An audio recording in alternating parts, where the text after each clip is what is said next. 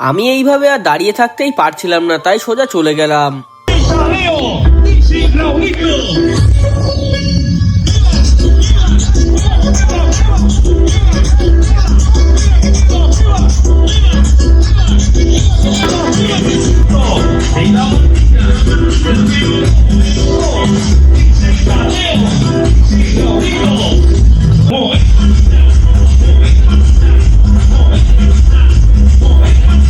তারপর কষ্ট হয়ে যাওয়ার পরে এখানে এসে বসে পড়লাম। আর অনেক রাত হয়ে যাওয়ার কারণে এখানে কিন্তু খাওয়া দাওয়া স্টার্ট হয়ে গিয়েছিল। আর তার আগে তোমাদেরকে বলে রাখি আমাদের মেনুতে কি কি ছিল। আমাদের মেনুতে ছিল ফ্রাইড রাইস, চিকেন কষা, চাটনি, পাঁপড় আর একটা ভাজা।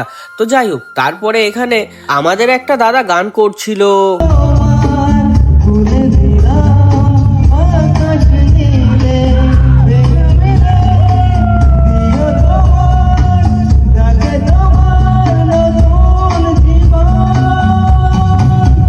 তোমরা তো গলাটা শুনলে, সত্যি কথা বলতে এই দাদার গলাটা খুবই সুন্দর ছিল। আর আজকের দিনটা আমরা অনেক এনজয়ও করলাম।